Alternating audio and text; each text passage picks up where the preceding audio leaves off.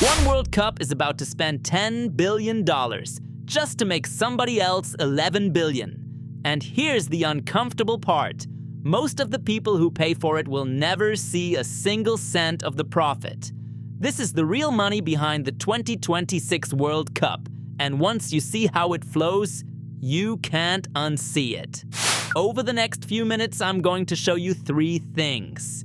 Exactly how much it costs to host this tournament, where football's broadcast and sponsorship fortune actually comes from, dollar by dollar, and the part nobody prints on the poster, who really pays for all of this and who quietly walks away rich. Stick around, because the final answer flips the whole story on its head. Let's start with the sheer size of the thing, because 2026 is not a normal World Cup. This one is bigger than any before it. 48 teams instead of 32, 104 matches instead of 64. 3 countries, 16 host cities, one enormous summer of football stretched across an entire continent. More games means more tickets, more broadcast hours, more sponsor slots. Hold that idea, because everything about the money scales up with it. So what does it actually cost to put on? When you add up stadium work, security, transport, and the operations across all 3 host nations, the estimates land at roughly $10 billion. Some analysts put it even higher. $10 billion for about 5 weeks of football. And remember, that's just the cost to stage it. We haven't even reached the part where the money comes back in. But that one big headline number hides where the cash really goes. Stadium upgrades and matchday operations eat the biggest slice. Security is the next mountain, and in 3 countries at once, it is a genuinely huge bill. Then come transport, fan zones, technology, and the small army of staff it takes to move millions of people safely through 16 cities. None of that is glamorous. All of it is expensive. And here's the twist most people completely miss. $10 billion sounds enormous until you remember the last one. Qatar in 2022 spent an estimated $200 billion. $200 billion. But almost none of that went to football. It went to highways, a brand new metro, an airport, and 100 hotels the country wanted anyway, with the World Cup as the excuse to build them. So the headline cost of a World Cup depends massively on what a host decides to count. Which brings us to the question this entire video is built around. If hosting costs billions, and FIFA is the one who ends up rich, then who is actually writing the checks? Stay with me, because the answer is almost never the people on stage lifting the trophy. Let's follow the cash upstream, to the machine that collects all of it. Meet that machine. FIFA runs the World Cup, and in return, the World Cup runs FIFA. Across the 4-year commercial cycle built around 2026, FIFA is on track to bring in around $13 billion, with roughly $11 billion of that tied to this single tournament. To be clear, FIFA calls itself a non-profit. But non-profit doesn't mean small. This is the single richest harvest in the history of the sport, and it all pours in through just 3 giant pipes. Those 3 pipes are the whole game: broadcast rights, sponsorship, and tickets, plus hospitality. Master how those 3 work, and you genuinely understand the entire business of football, not just this World Cup. So let's open each one and see how big it really is, starting with the biggest by far, the broadcast billions. Pipe number 1 is television, and it dwarfs the others. For 2026, global broadcast rights are expected to clear $4 billion for the first time ever. Think about what that means. Networks on every continent are bidding fortunes just for the right to put these matches on your screen. And they're paying that before they sell you a single advert during the games. Look at just one country to feel the scale. In the United States alone, the English language broadcast rights went to Fox for around $480 million. The Spanish language rights went to Telemundo for roughly $465 million. Add those together and it's nearly $1 billion from one nation for the rights alone. Now multiply that kind of deal across the entire planet and you start to see how the broadcast number gets so big. So why on earth would they pay that much? Because the World Cup is the rarest thing left in modern media. It is live, it is must-watch, it cannot be skipped, and hundreds of millions of people choose to watch it at the exact same moment. In an age of streaming, recorded shows, and skipped ads, that kind of simultaneous, undivided attention is almost impossible to buy anywhere else. Advertisers will pay a premium for it, so broadcasters will too.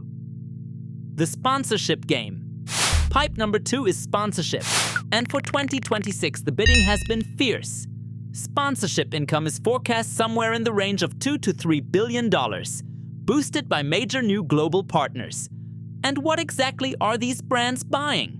One simple thing: their logo, right beside the most watched trophy on the planet, in front of a truly worldwide audience, for a month.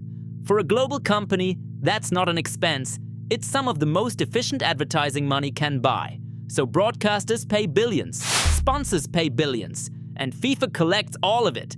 At this point, you might assume that's the entire story. It isn't, not even close, because there's a third pipe of money, and unlike the first two, this one reaches straight past the corporations and into the pocket of the ordinary person sitting in the stadium seat. The ticket and hospitality hall. Pipe number 3 is match day. Tickets, premium seats, and those luxury corporate hospitality packages for 2026 are projected to bring in as much as $3 billion. And here's why this World Cup is special. With more matches and more seats than any tournament in history, this is the largest ticketing operation football has ever run. Every premium seat, every hospitality box, every upgrade is another stream flowing back up to the top. Now let's zoom all the way out and look clearly at the winners. FIFA takes the top line. The broadcasters take their cut by reselling your attention to advertisers. The global sponsors get their worldwide exposure, and the hospitality firms charge small fortunes for the very best seats in the house. That is the short list of who profits. And notice something.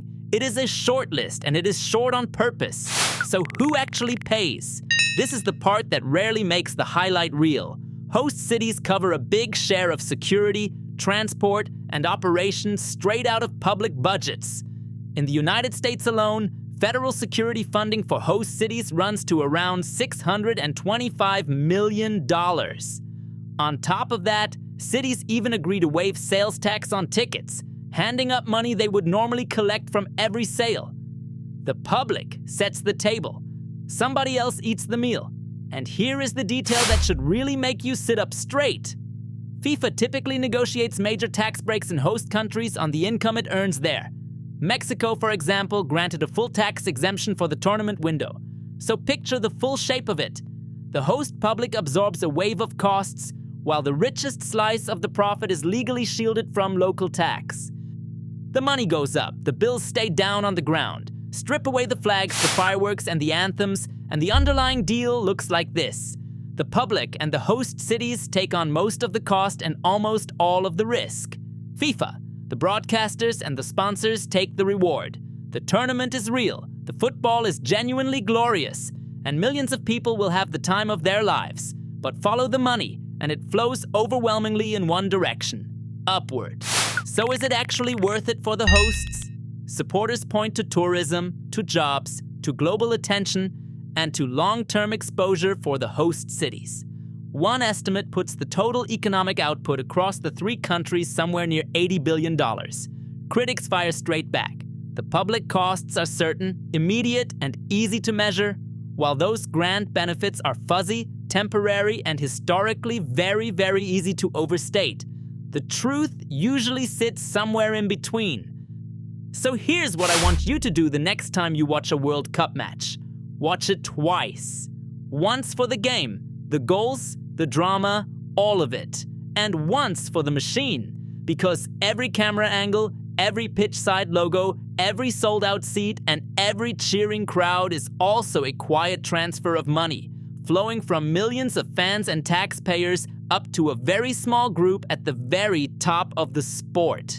That is the real cost of the 2026 World Cup, and the broadcast and sponsorship billions hiding behind every single match.